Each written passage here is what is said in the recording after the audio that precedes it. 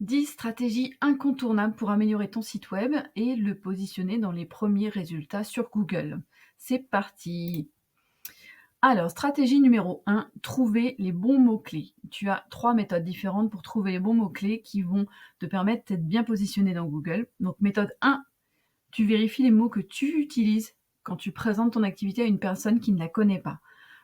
Petite astuce, tu t'enregistres par exemple.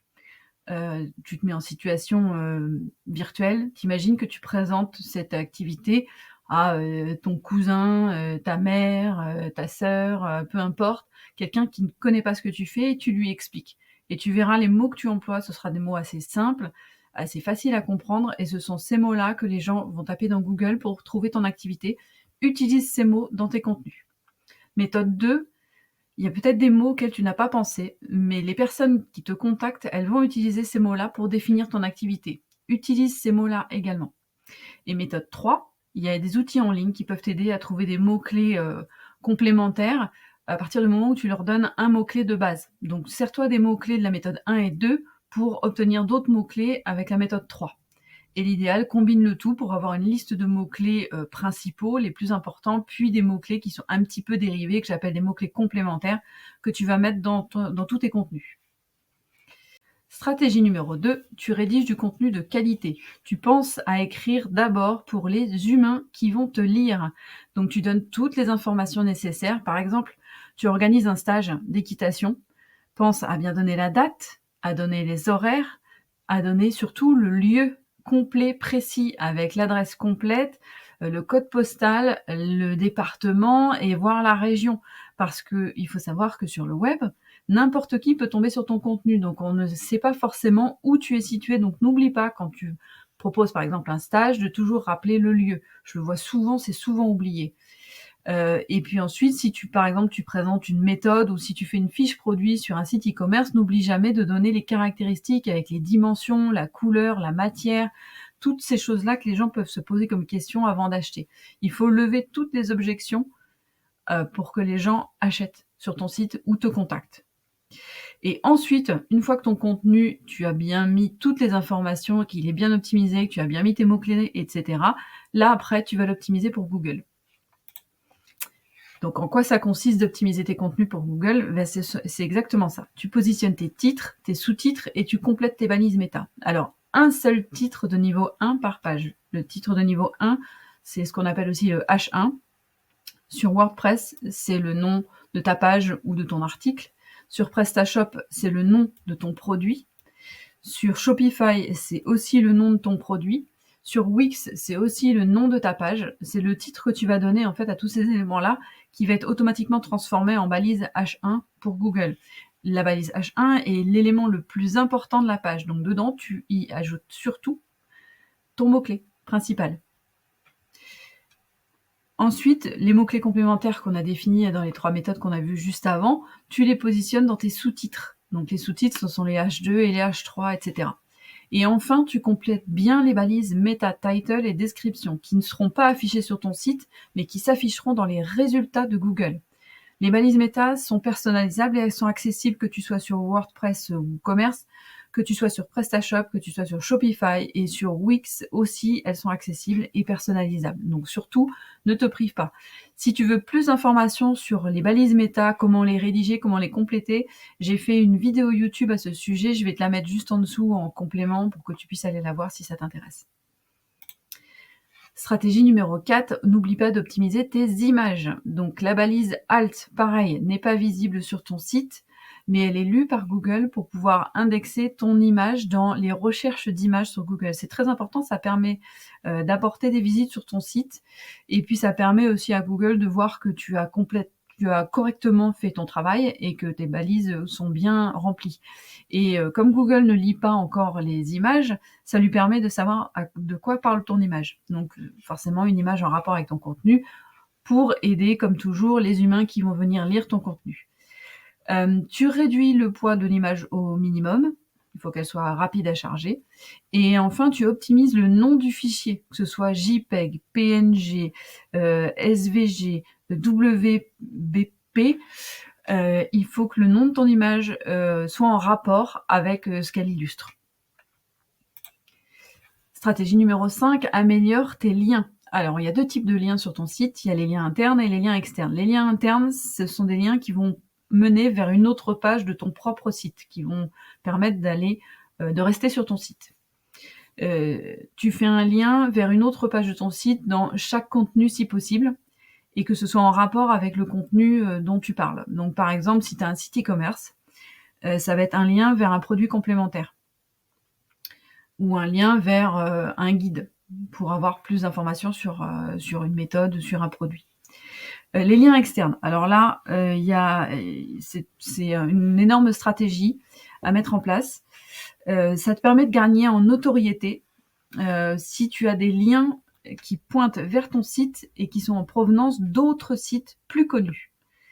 Donc je te conseille, quand tu crées des liens externes, qu'ils proviennent de sites qui sont plus connus que le tien, mais qui restent dans ta thématique surtout. Donc ça, c'est un travail assez long à faire, puisqu'il faut que tu contactes les gens qui s'occupent des autres sites, que tu leur proposes de rédiger un contenu, par exemple, sur leur site, et il y aura un lien qui pointera vers ton site. Ça te permettra donc d'augmenter la notoriété de ton site, et ça, c'est vu par Google comme étant important.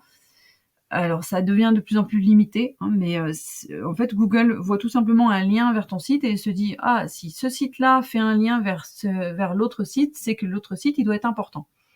Donc ça permet à toi de monter un petit peu plus dans les résultats.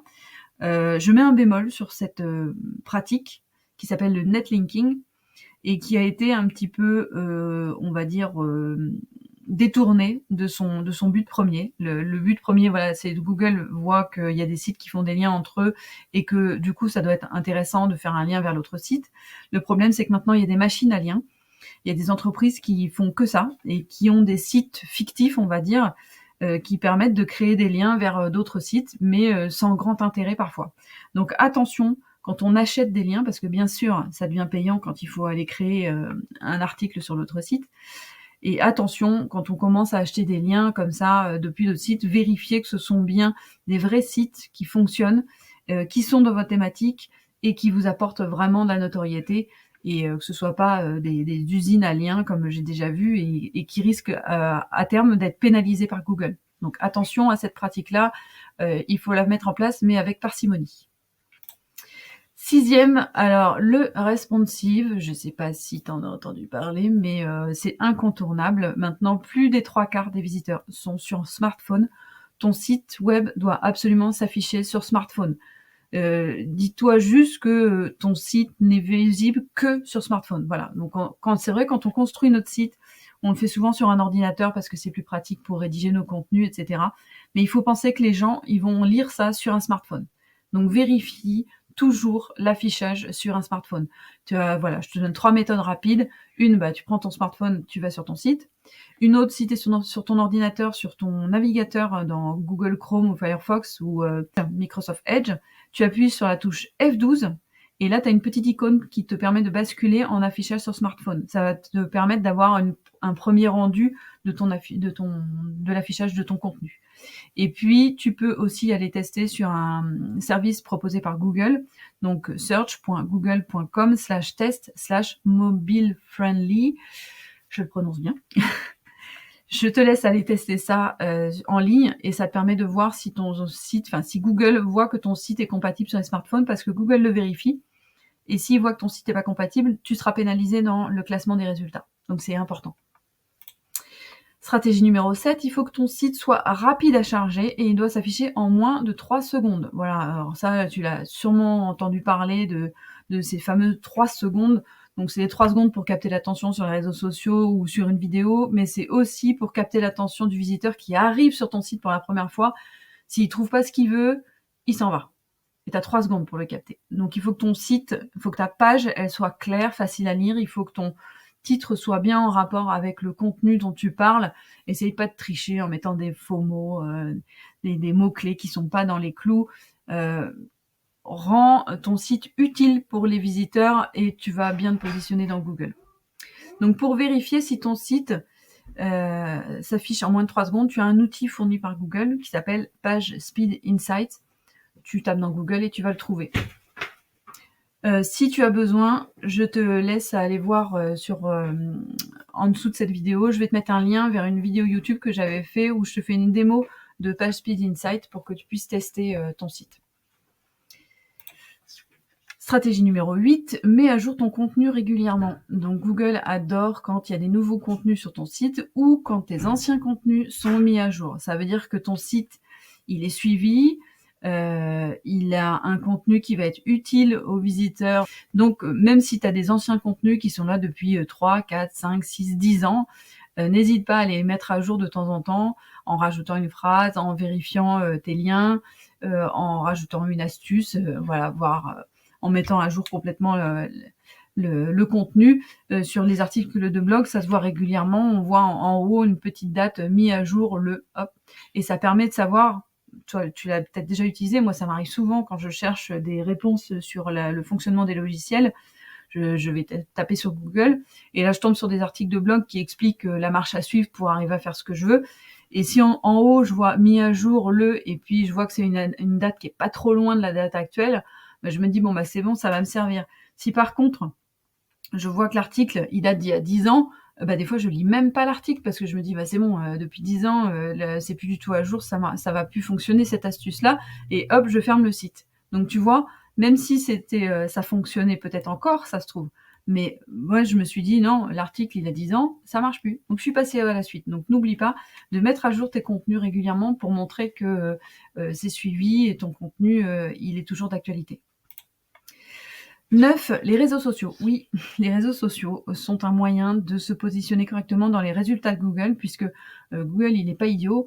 Il a vu que les réseaux sociaux, ça donnait des informations, ça a aidé les gens, et puis les gens, ils vont sur les réseaux sociaux, donc Google, il se met à la page aussi. Et quand tu as des liens depuis les réseaux sociaux qui pointent vers ton site, ça veut dire que ton site est important, ça veut dire que ton site est vivant, qu'il contient des informations intéressantes, et ça, Google, il aime bien, donc il va mieux positionner ton site dans les résultats. Donc tu fais des liens depuis tes réseaux sociaux vers ton site web, et depuis ton site web, tu peux aussi créer des liens vers les réseaux sociaux. Dans les deux sens, ça fonctionne. Enfin, la dernière stratégie utile pour optimiser ton site internet, c'est d'analyser tes statistiques. Pour ça, je te conseille simplement 2 outils fournis par Google, Google Analytics et Google Search Console. Donc Google Analytics va te permettre d'avoir des informations sur ce que les visiteurs voient et comment ils parcourent ton site. Donc tu vas voir les pages les plus vues, le nombre de visiteurs, le nombre de fois où ils reviennent, les zones géographiques d'où ils viennent. Alors que Google Search Console, lui, il va te donner plus les résultats qui sont liés aux recherches qui sont faites. Donc tu vas avoir une donnée très très intéressante, les mots-clés que les gens tapent avant d'arriver sur ton site. Donc là, tu vas avoir une liste de mots-clés. Ce qui est intéressant, ce sont les mots-clés qui n'y figurent pas. Parce que par exemple, si tu as une activité, reprenons par exemple les stages d'équitation. Tu es un cavalier de CSO, tu donnes des stages de perfectionnement en CSO. Et tu vois que les gens, ils viennent sur ton site pour stage de dressage, parce que des fois, tu as donné des stages de dressage. Et le mot-clé stage CSO ne ressort pas dans les mots-clés que les gens ont tapés pour arriver sur ton site, ce qui est quand même assez dommage, puisque c'est justement ça que tu proposes. Et peut-être que tu as simplement écrit dans tes titres stage de perfectionnement, et pas stage de perfectionnement au CSO. Il manque le mot CSO. Et les gens, eux, quand ils font la recherche, ils vont taper stage CSO et pas stage de perfectionnement. Tu vois juste la petite différence. Donc ça, avec Google Search Console, tu vas avoir ce genre d'informations et ça va te permettre de réajuster tes mots-clés et de compléter tes contenus pour que les gens qui te cherchent te trouvent correctement. Ce sont des outils gratuits, évidemment. Ils sont faciles à installer sur tous les sites, que tu sois sur WordPress ou sur autre chose, sur d'autres plateformes, même des plateformes payantes, il n'y a pas de souci. Donc surtout, ne te prive pas de ces informations-là. Par contre, n'y passe pas trop de temps, on va voir 1 fois par mois et ça suffira. Donc voilà, pour récapituler, voilà la marche à suivre pour améliorer ton site internet et qu'il soit mieux positionné dans les résultats de Google. En 1, tu choisis les bons mots-clés. En 2, tu crées du contenu de qualité pour les humains d'abord. En 3, tu complètes les titres et les balises méta avec tes mots-clés. En 4, tu optimises tes images. En 5, tu mets en place des liens internes et externes utiles à tes utilisateurs. En 6, tu dois être compatible pour les smartphones. En 7, ton site doit s'afficher en moins de 3 secondes. En 8, tu mets à jour ton contenu régulièrement ou tu crées du nouveau contenu régulièrement. En 9, tu crées des liens depuis tes réseaux sociaux. Et en 10, tu analyses tes statistiques régulièrement. Donc si tu veux aller plus loin, moi je peux t'aider à trouver les bons mots-clés parce que j'ai des outils et j'ai des techniques pour pouvoir les définir assez rapidement et te sortir une liste qui sera facile à lire. Je peux t'aider aussi à rédiger des contenus optimisés pour le SEO et à optimiser les anciens contenus si tu le souhaites. Et puis, je peux aussi faire un suivi SEO mensuel adapté à tes besoins pour pouvoir mettre à jour ton site et l'améliorer en continu mois après mois. Et puis, je peux aussi t'accompagner pour que tu mettes en place toi-même les optimisations si tu souhaites garder la main sur ton site. Donc, dans tous les cas, je m'adapte à tes besoins et à ton budget. Donc, n'hésite pas, contacte-moi. Et pour me contacter, et ben voilà, je te laisse toutes mes coordonnées. N'hésite pas. Et puis, si cette vidéo t'a plu, ben n'hésite pas à mettre un pouce, etc. Et à t'abonner. Et puis, à aller voir en dessous de cette vidéo avec les différents liens que tu pourras avoir pour avoir des informations complémentaires. À bientôt!